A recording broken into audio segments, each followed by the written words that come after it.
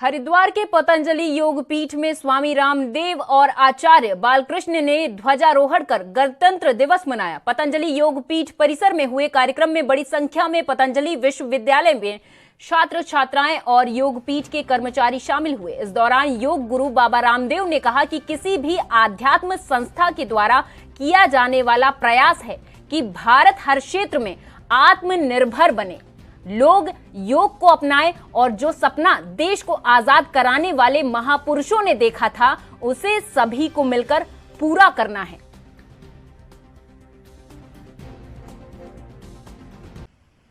योग धर्म से जन जन में राष्ट्र धर्म और योग शक्ति से जन जन में राष्ट्र भक्ति के जागरण का अभियान योग, आयुर्वेद, स्वदेशी भारतीय शिक्षा और भारतीय चिकित्सा व्यवस्था की पुनः प्रतिष्ठा का अनुष्ठान पतंजलि योगपीठ से निरंतर प्रवाहमान है। और इसी क्रम में हमने आज़ादी के अमृत महोत्सव की जो राष्ट्रीय समिति आदरणीय मोदी जी के नेतृत्व में जो पूरा राष्ट्र मना रहा है आज़ादी का अमृत महोत्सव, उसमें भी हमने अपनी एक आहुति दी है। उसमें भी मुझे एक सदस्य के तौर पर आदरणीय मोदी जी ने सम्मिलित किया है। तो उसमें 3 बड़े काम हम कर रहे हैं। एक तो आज़ादी के अमृत महोत्सव पर 75 करोड़ सूर्य नमस्कार का कीर्तिमान, जिसका Guinness book of world record में भी कीर्तिमान बन रहा है। और जब देश अपना गणतंत्र दिवस मनाता है, स्वाधीनता दिवस मनाता है, और जब भारत दुनिया का सबसे बड़ा लोकतंत्र है, तो यहाँ काम भी सबसे बड़े होने चाहिए। 75 करोड़ सूर्य नमस्कार के कीर्तिमान के साथ साथ हमने एक आत्मनिर्भर भारत की सबसे बड़ी मिसाल, उसकी सबसे बड़ी प्रेरणा पतंजलि से इस रूप में दी है कि हमने एक और जहां पर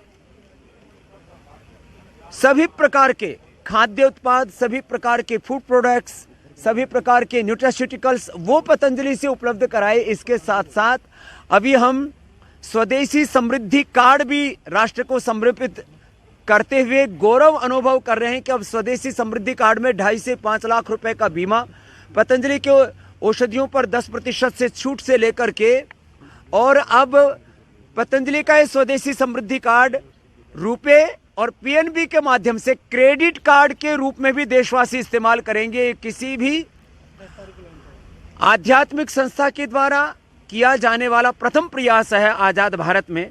28 जनवरी को इसकी हम लॉन्चिंग का हमारा ध्येय है कि हम इस देश में अपने उन शहीदों के सपनों को पूरा करने के लिए, जिन्होंने इस भारत माता के लिए अपने प्राणों को न्यौछावर किया, उनके सपनों को जमीन पर उतारने के लिए खेत खलिहानों से लेकर के, किसानों से लेकर के, शिक्षा चिकित्सा व्यवस्था में भारतीय और भारतीयता की प्रतिष्ठा से लेकर के जन जन का चरित्र निर्माण हो, व्यक्तित्व निर्माण हो, जन जन में एक दिव्य नेतृत्व निर्माण हो, इस काम में पतंजलि लगा हुआ है। और आज मैं संपूर्ण राष्ट्रवासियों से आह्वान भी करता हूं कि हम इस गणतंत्र दिवस पर यह संकल्प लें कि हमने राजनीतिक गुलामी की बेड़ियों को तो काट दिया है, आर्थिक, सांस्कृतिक, सामाजिक, वैचारिक गुलामियों की बेड़ियों और जंजीरों को भी काट करके एक पूर्ण स्वाधीन भारत बनाने के लिए हम संकल्प लें, प्लेज लें, शपथ लें। देखो, मैं राजनीतिक भविष्यवाणियां नहीं करता हूं, लेकिन इतना जरूर मानता हूं कि योग धर्म और राष्ट्र धर्म का एक अनूठा संगम देश में चल रहा है। आज़ादी के 75 वर्षों के बाद कम से कम ऐसा हो रहा है देश में पहली बार कि एमएलए, एमपी, सीएम, पीएम सब योग में जुटे पड़े हैं। और योग धर्म से जब राष्ट्र धर्म की ये प्रवाह आगे बढ़ेगा तो सब कुछ ठीक ही होगा। और यूपी में, उत्तराखंड में, पंजाब में, गोवा में और पूर्वोत्तर में बहुत मामला संघर्ष या मुकाबला कहें, युद्ध कहें, बहुत जोरदार है टक्कर। तो किसको, आपका आशीर्वाद किसको है, कौन मना रहा है? अभी हमारा सबको आशीर्वाद है, क्योंकि हम सर्वदलीय हैं, निर्दलीय हैं, न पक्ष में न विपक्ष में।